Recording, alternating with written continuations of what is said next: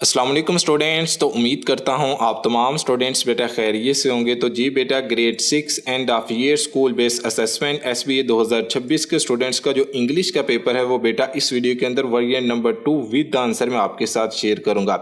इस वीडियो में मैं ग्रेड 6 इंग्लिश का वेरिएंट नंबर 2 शेयर करने लगा हूँ with the answer. Variant number 1 जो कि मैंने पहले अपलोड कर दिया है ग्रेड 6 इंग्लिश के पेपर का, जिसका लिंक आपको इसी वीडियो के डिस्क्रिप्शन बॉक्स में भी मिल जाएगा।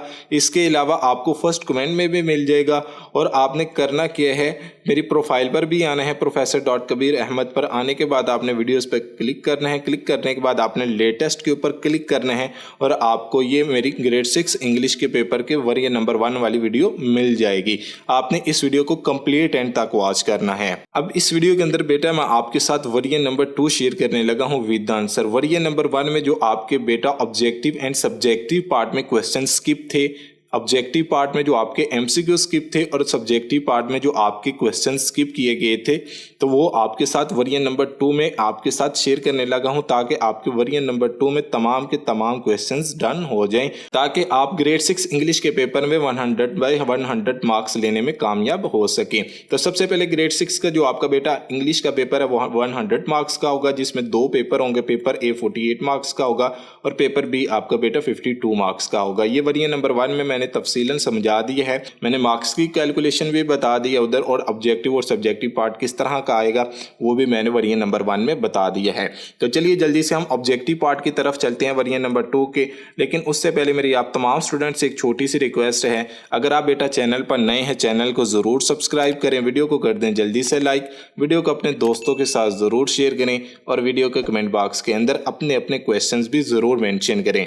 अगर आपको वेरिएंट नंबर 2 के अंदर किसी भी क्वेश्चन की समझ नहीं आती तो आपने कमेंट बॉक्स के अंदर उसे मेंशन कर देना है।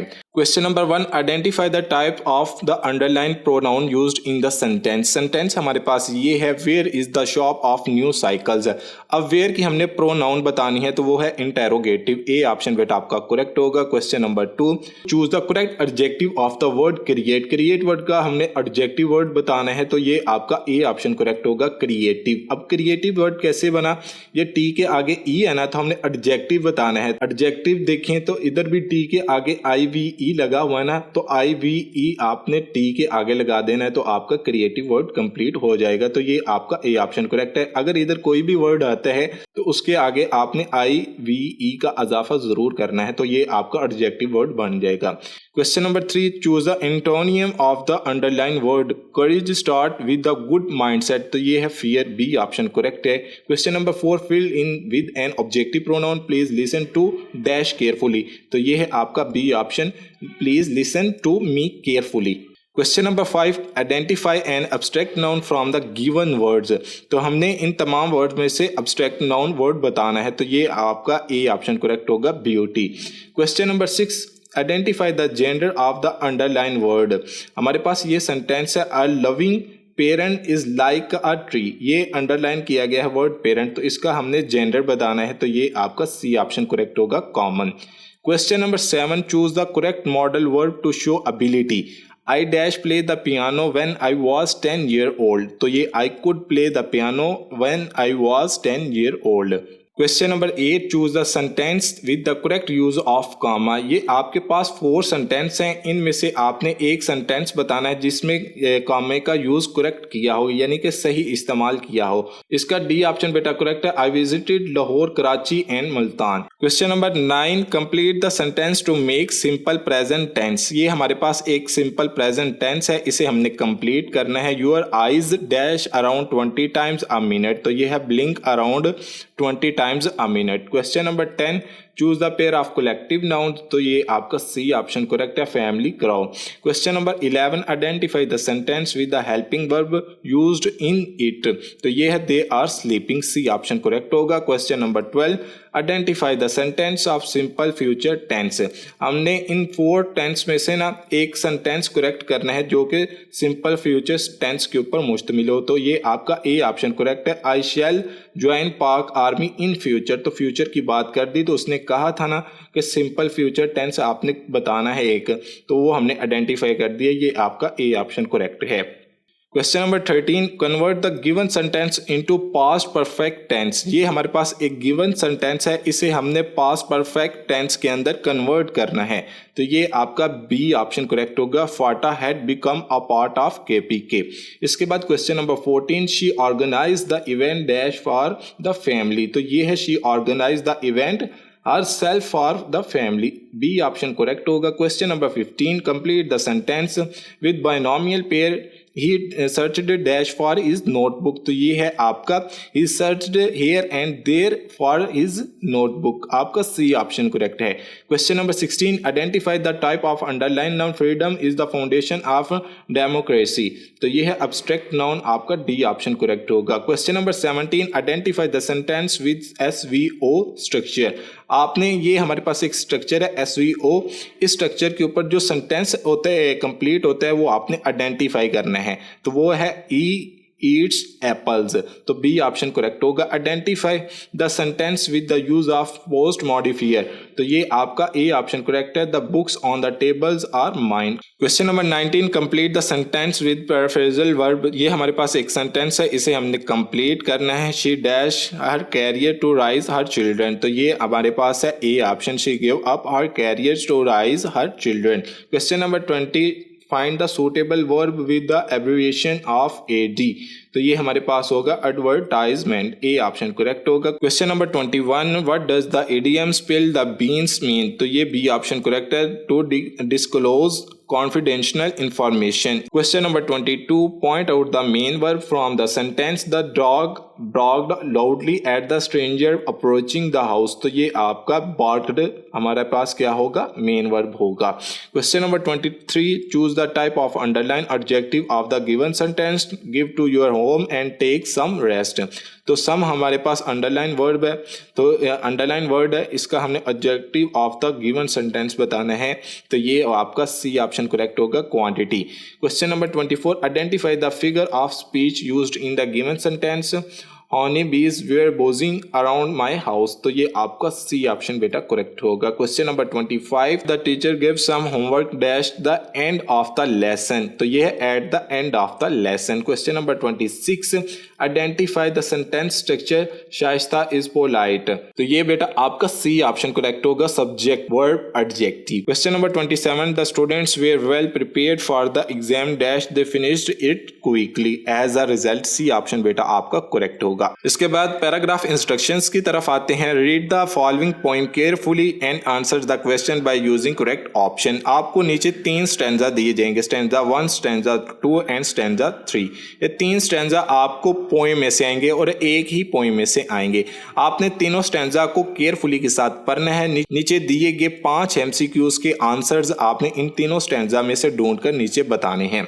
MCQs नंबर 28 से लेकर 32 तक ये बेटा आपके 5 MCQs बनते हैं। इन 5 के 5 MCQs के आंसर बेटा इन स्टैंजा में से हैं। तो आपने इन तीनों स्टैंजा को केयरफुली के साथ पढ़ लेना है, फिर आपने इन स्टैंजा में से इन MCQs के आंसर नीचे बताने हैं। तो सबसे पहले question number 28, identify the personality of grandpa according to the poem, B option बेटा आपका करेक्ट है, साइलेंट। इसके बाद question number 29, he does poet grandpa take him important life lesson. तो ये है आपका बी ऑप्शन करेक्ट होगा, by telling him stories. Question number 30, what do you understand by the following line, if you want to be successful you have to take the strain. तो ये है आपका A option, we have to bear pain to get success. Question number 31, what is the main idea of the poem. तो ये है आपका B option, grand parents और a great blessing. आपने तीनों स्टैंजा को पढ़ना है और जो आपका तीनों स्टैंजा को मिलाकर मेन आइडिया बनता है ना, वो आपने बता देना है बस। तो वो है आपका ग्रैंड पेरेंट्स और a great blessing. Question number 32 और last MCQs, what does the rainbow symbolise in the poem. तो ये है आपका सक्सेस, ए ऑप्शन करेक्ट होगा।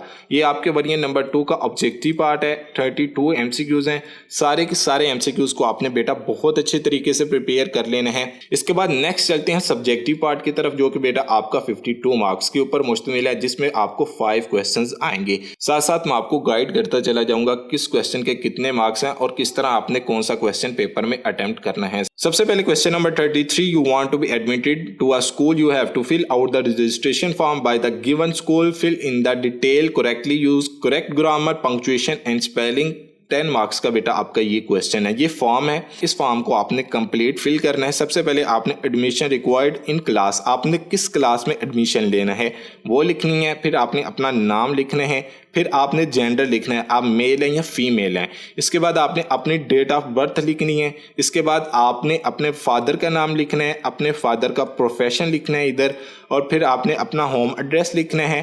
फिर आपने अपने सिटी का नाम लिखना है कि आप किस सिटी से ताल्लुक़ रखते हैं, और इसके बाद आपने डिस्ट्रिक्ट लिखना है, और लास्ट पर आपने अपने सिग्नेचर कर देने हैं। तो ये फॉर्म आपने फिल करना है, और हर एक ऑप्शन का बेटा आपका 1-1 मार्क्स होगा। अब इस फॉर्म का आंसर भी मैं आपके साथ शेयर कर देता हूँ। ये रहा आपका बेटा आंसर, ये देखें, एडमिशन रिक्वायर्ड इन क्लास 6 या एनीवेयर कोई भी आप लिख सकते हैं।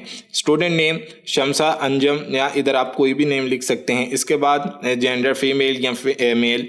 इसके बाद डेट ऑफ बर्थ आपने लिख लेनी है अपनी। इसके बाद फादर, आपके फादर का क्या नाम है वो आपने लिख देना है। इसके बाद आपने अपने फादर को प्रोफेशन लिख देना है, ऑन शॉप ऑफ स्टेशनरी, या आप कोई भी बिजनेस करते हैं, या आपके फादर पाइप फिटिंग का काम करते हैं, बिजली का करते हैं, कोई भी करते हैं, तो आपने अपने फादर का प्रोफेशन लिख देना है। इसके बाद होम एड्रेस लिख देना है आपने नीचे, और आपने अपने सिटी का नाम लिख देना है, और लास्ट पर आपने डिस्ट्रिक्ट एंड अपने साइन कर देने हैं सिग्नेचर की जगह। ठीक है, तो इधर आपका बेटा ये फॉर्म कंप्लीट 10 मार्क्स का आपका ये बेटा क्वेश्चन डन हो जाएगा। इसके बाद क्वेश्चन नंबर 34 की तरफ आते हैं। Write a letter to your father to inform him about your scholarship achievement. ये मैंने वरीय नंबर 1 के अंदर लेटर नहीं बताया, लेकिन वरीय नंबर 2 में है, तो इस लेटर को आपने कंप्लीट तैयार करना है। Use correct grammar, punctuation and spelling. 10 marks का बेटा आपका ये क्वेश्चन नंबर 34 होगा। अब आपका क्वेश्चन नंबर 34 का आंसर ये है। एग्जामिनेशन हॉल सिटी ABC मार्च, आपने डेट लिखनी है, और फिर आपने किसके नाम खत लिखने हैं, अपने फादर के नाम। तो आपने क्या लिखना है, माय डियर फादर। अगर आप सर के नाम लिखते इधर, तो आपने लिखना था माय रिस्पेक्टेड टीचर या सर। तो नेक्स्ट चलते हैं। अस्सलाम वालेकुम, I hope this letter find you well, I am feeling you very excited to write your dad, I have got scholarship in the school, no I will get free books, uniform and stationery from the school, I will also be given honoraria of 3000 rupees per month, I am very thankful to you and mother who prayed for my success, pay my सलाम to all at home. इसके बाद आपने नीचे लिख देना your loving son XYZ, आपने इधर नाम नहीं लिखना। ठीक है, तो ये आपका बेटा लेटर है। ये इतना ही अगर आप लेटर लिख देते हैं पेपर में, तो आपको 10 मार्क्स मिल जाएंगे और इजीली मिलेंगे। तो इस लेटर को आपने बेटा कंप्लीट तैयार कर लेना है। इसके बाद नेक्स्ट चलते हैं क्वेश्चन नंबर 35 की तरफ। Read the paragraph carefully and answer the question. ये नीचे आपको एक पैराग्राफ दिया गया है। Truth fullness is the most important value of human character. इधर से आपका बेटा ये पैराग्राफ शुरू होता है, और इधर तक ये वर्ड तक आपका ये बेटा पैराग्राफ है। आपने इस पैराग्राफ को केयरफुली के साथ पढ़ लेना है, और नीचे दिए गए आपके 5 क्वेश्चंस के आंसर्स आपने इस पैराग्राफ में से ढूंढकर बताने हैं। आपको बता भी देता हूं इनके आंसर, लेकिन उससे पहले use correct grammar, punctuation and spelling. तो सबसे पहले हमारे पास जो क्वेश्चन नंबर 1 है इस पैराग्राफ के related, what is the most important value for uh society, ये नीचे लिखा हुआ ये क्वेश्चन नंबर 1 है। इधर से आपका क्वेश्चन नंबर 1 शुरू होता है। मैं आपको हाईलाइट करके भी दिखा देता हूँ। ये what is the most important value for uh society, 2 marks का बेटा आपका ये क्वेश्चन है। इसका आंसर ये है, आप आंसर भी देख सकते हैं, ये आपका आंसर है। ट्रूथलेसफुल is the most important value of human character, ट्रूथलेसफुल make है suitable and perfect for society. इसका आंसर आपको इसी में मिल जाएगा। ये देखें, ये ऊपर लिखा भी हुआ है इधर तक, ये आपने इधर तक ये आंसर लिख देना है। इधर तक ये सोसाइटी, ट्रूथफुलनेस से लेके सोसाइटी तक अगर आप ये आंसर लिख भी देंगे तो आपका करेक्ट होगा। इसके बाद क्वेश्चन नंबर 2, वो do telling lies create problems, 2 marks का बेटा आपका ये भी क्वेश्चन है। इसका आंसर ये है, telling lies create problem for anyone in society because society rejects lies. इसके बाद question number 3, what is the point of view of successful man about truthfulness, तो बी ये आपका 2 मार्क्स का बेटा ये भी क्वेश्चन है। इसका आंसर बेटा ये है, all the great and successful man have guided and told us not to speak a lie, तो इसका आंसर बेटा ये था। Question number 4, what does the word वर्चुअर मीन, तो आपने इस वर्ड का वर्चुअर मीन बताना है, तो ये है वर्चुअर mean goodness. Question number 5, write a suitable title for the paragraph, 2 marks का बेटा आपका लास्ट क्वेश्चन होगा, और हर एक क्वेश्चन बेटा आपका 2 मार्क्स का है। पूरा पैराग्राफ बेटा आपका 10 मार्क्स के ऊपर मुश्तमिल है। अब बेटा इस पैराग्राफ के ऊपर जो टाइटल सूट करता है ना वो आपने लिखना है। और लास्ट वाला क्वेश्चन तो बहुत ज़्यादा मुश्किल होता है, क्योंकि लास्ट पर आपने पैराग्राफ के ऊपर जो टाइटल सूट करता है वो आपने टाइटल लिखना होता है। तो ये थोड़ा सा आपने इधर दिमाग का इस्तेमाल करना होता है लास्ट क्वेश्चन में। तो लास्ट क्वेश्चन का बेटा ये आपका आंसर है, इसे आपने देख लेना है। ये 5 क्वेश्चंस के आंसर्स हैं।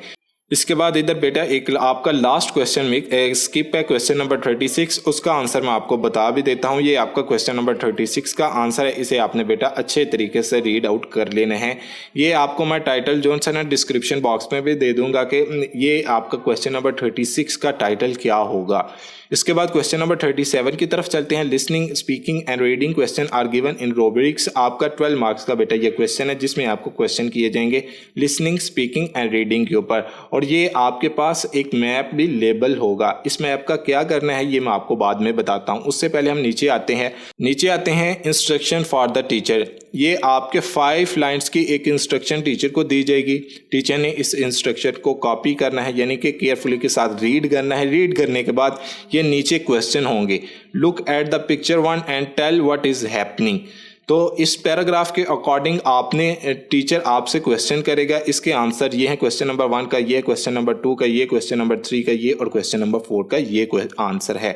टीचर आपकी इंस्ट्रक्शन को फॉलो करते हुए आपसे क्वेश्चन करेगा और आपने इस मैप को यूज़ करते हुए इन तमाम के तमाम क्वेश्चंस के आंसर्स देने हैं। ठीक है बेटा। और लिसनिंग और स्पीकिंग के अंदर आपकी फ्लुएंसी चेक की जाएगी, फिर उसके अकॉर्डिंग टीचर आपको क्वेश्चन नंबर 37 में मार्क्स देगा। तो ये बेटा आपका वेरिएंट नंबर 2 है। ऑब्जेक्टिव एंड सब्जेक्टिव दोनों पार्ट मैंने इस वीडियो के अंदर शेयर कर दिए हैं। वेरिएंट नंबर 1 जो कि मैंने पहले अपलोड कर दिया है, वेरिएंट नंबर 2 ये है। नेक्स्ट वीडियोस के अंदर मैं वेरिएंट नंबर 3 भी आपके साथ ज़रूर शेयर करूंगा, ताकि वेरिएंट नंबर 2 के अंदर कोई भी ऐसा क्वेश्चन जो कि आपका स्किप हो गया हो वो वेरिएंट नंबर 3 में मैं आपके साथ डन कर दूं। ठीक है बेटा। तो ये वेरिएंट नंबर 2 है, इसे आपने कंप्लीट रेडी कर लेना है। तो अगर बेटा आपको इधर तक वीडियो अच्छी लगे तो वीडियो को कर दें जल्दी से लाइक, चैनल को कर दें बेटा जल्दी से सब्सक्राइब, वीडियो को अपने दोस्तों के साथ ज़रूर शेयर करें और वीडियो के कमेंट बॉक्स के अंदर इधर तक अगर आपको किसी भी क्वेश्चन में प्रॉब्लम आए तो वो आपने कमेंट बॉक्स के अंदर मैंशन कर देनी है। तो ओके भी स्टूडेंट्स, अल्लाह हाफिज़।